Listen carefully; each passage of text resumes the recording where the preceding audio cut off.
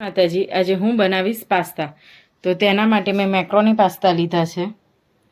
ડુંગળી, કોબીજ, કેપ્સિકમ, ટમેટા, green chilli sauce, red chilli sauce, soya sauce, pizza pasta sauce, mix herbs અને મીઠું. તો હવે આપણે પાસ્તા બનાવી લઈએ. પાસ્તા બનાવવા માટે તેને બાફવા આપણે તેમાં પાણી ગરમ થઈ ગયું છે. હવે મીઠું એડ કરીશું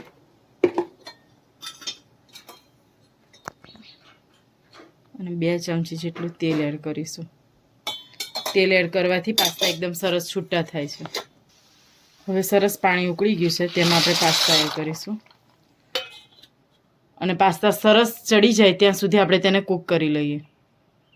જય માતાજી, આજે હું બનાવીશ જાડા મઠિયા. તો તેના માટે મેં મઠનો લોટ 250 ગ્રામ લીધો છે અને 3 ચમચી જેટલો ઘઉંનો લોટ, ખાંડ, લાલ મરચું પાવડર, અજમો, તેલ અને મીઠું.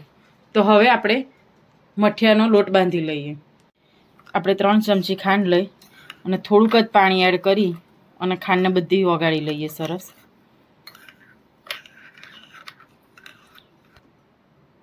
તો હવે આપણે 250 મઠિયાનો લોટ લઈશું કાથરોટમાં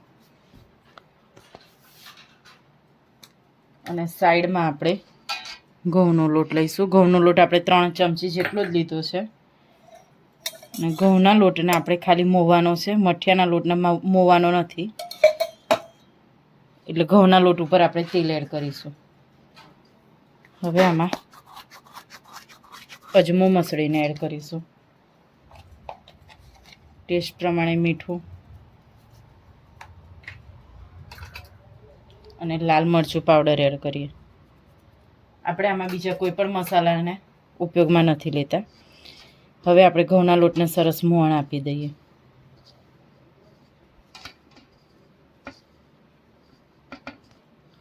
તો આવી રીતે આપણે ઘઉંનો લોટ મોઈ લીધો છે. હવે બધી જ વસ્તુને સરસ મિક્સ કરી લઈએ.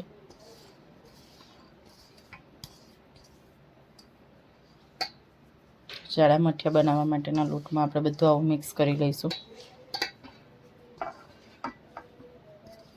તો હવે બધી જ વસ્તુ સરસ મિક્સ થઈ ગઈ છે.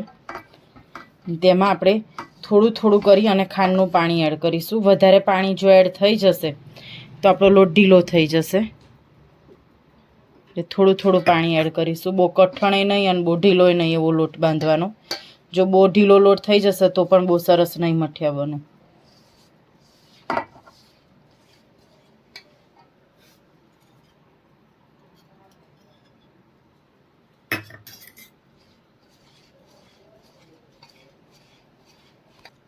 તો આપણે આવી રીતે થોડું થોડું પાણી એડ કરી અને લોટ બાંધી લઈએ.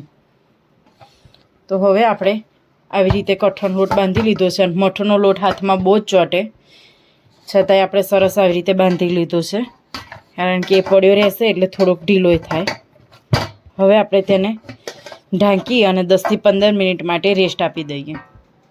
આપણા પાસ્તા સરસ બફાઈ ગયા છે અને તેને આપણે કાણાવાળા ટોપામાં કાઢી લીધા છે અને વઘાર માટે તેલ પણ મૂકી દીધું છે. તો તેલ ગરમ થઈ ગયું છે. હવે તેમાં આપણે ડુંગળી અને કોબીજ બંને એડ કરીશું અને બંને જ વસ્તુને સરસ ફાસ્ટ આપણે શેકી લઈએ. તેને ઓવરકૂક નથી કરવાનો, 70% કૂક થાય ત્યાં સુધી આપણે શેકી લઈશું.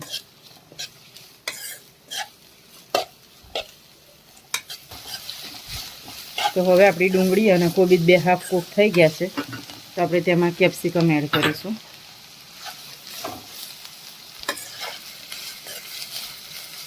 અને ટમેટા પણ એડ કરી દઈએ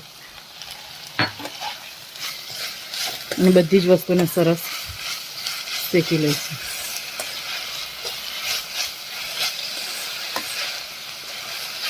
તો આપણા કેપ્સિકમ પણ થોડા હાફ કૂક થઈ જાય ત્યાં સુધી આપણે શેકી લઈશું.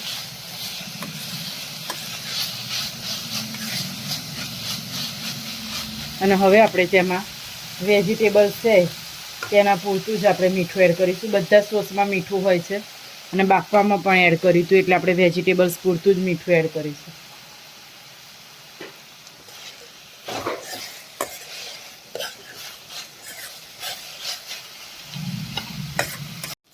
તો તો હવે આપણા વેજીટેબલ્સ પણ કૂક થઈ ગયા છે. હવે આપણે તેમાં બધા સોસ એડ કરીશું.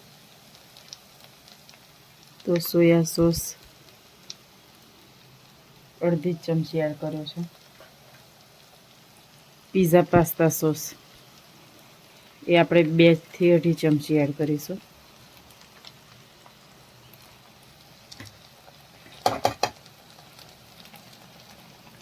રેડ ચીલી સોસ 1 થી 1.5 ચમચી છે. ગ્રીન ચીલી સોસ 1 ચમચી.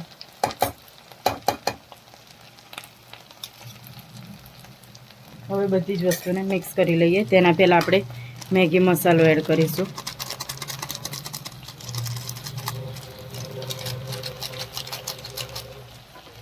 અને મિક્સ હર્બ્સ એડ કરીએ.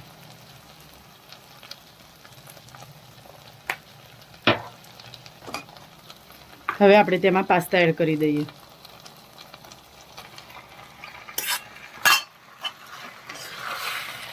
બધી જ વસ્તુને સરસ મિક્સ કરી લઈએ આપણે.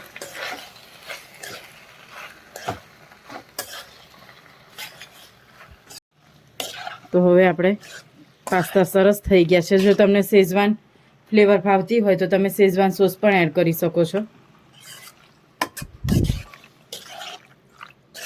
હવે આપણે પાસ્તાને સર્વ કરી લઈએ.